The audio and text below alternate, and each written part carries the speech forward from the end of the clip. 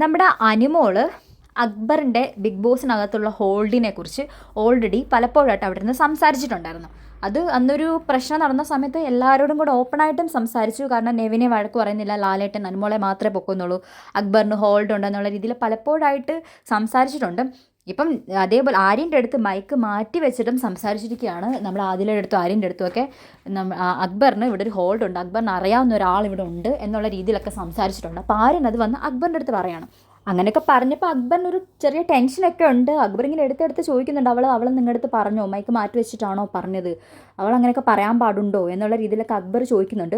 അവൾക്കറിയാം sir, അതായത് സർഗോനെ ആയിരിക്കും ഉദ്ദേശിച്ചത്, സർഗോ സാറ് ഇവിടെ ഉള്ള കാര്യം അവൾക്കറിയാം, അവളത് അറിഞ്ഞു കാണും, അതുകൊണ്ടായിരിക്കും അവളിങ്ങനെ പറഞ്ഞു നടക്കുന്നത്. അങ്ങനെ അത്രയ്ക്ക് പേടിയുള്ളവൾ എന്തിനാ ഇങ്ങോട്ട് വന്നേ എന്നൊക്കെ നമ്മുടെ അക്ബർ ആര്യൻ്റെ അടുത്ത് ചോദിക്കുന്നുണ്ട്.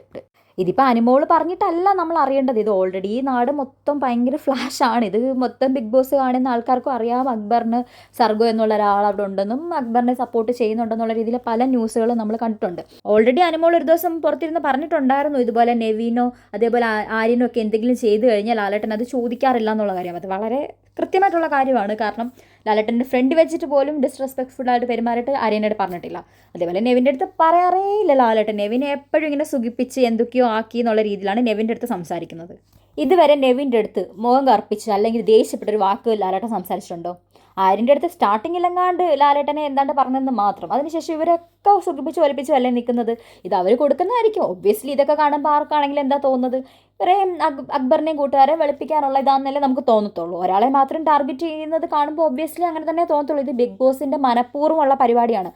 അപ്പം ആർക്കാണെങ്കിലും, ചോറ് കഴിക്കുന്ന ആർക്കാണെങ്കിലും ഇത് മനസ്സിലാവും അനുമോളെ താഴ്ത്തി കാണിക്കാനും അവരെ പൊക്കാനും വേണ്ടിയിട്ട് ചെയ്യുന്നതാണെന്ന്. അപ്പം അനുമോളത് പറയുന്നതിൽ ഇപ്പം എന്താ തെറ്റ്? അത് എല്ലാവരും അറിയട്ടെ, അറിയുന്നതിൽ ഇപ്പം എന്താ തെറ്റ്? അതിനകത്ത് ഇപ്പം അക്ബർ ഇത്ര പേടിക്കേണ്ട ആവശ്യം എന്താ? അക്ബർ പറയുന്നുണ്ട് ഇങ്ങനെ ചെയ്യുന്നത് മോശമല്ലേ, അവളുടെ ഭാഗത്ത് തെറ്റുള്ളതുകൊണ്ടല്ലേ, അവൾ ചെയ്യുന്ന പോലെ ഇവിടെ ആരും ചെയ്യുന്നില്ലല്ലോ എന്നൊക്കെ. ശരിക്കും പറഞ്ഞാൽ നല്ലതായിട്ടൊന്ന് ഇരുത്തി ചിന്തിച്ച് കഴിഞ്ഞാൽ എല്ലാവരും ചെയ്യുന്ന തെറ്റാണ്, എല്ലാവരുടെയും ഭാഗത്ത് മിസ്റ്റേക്സ് ഉണ്ട്.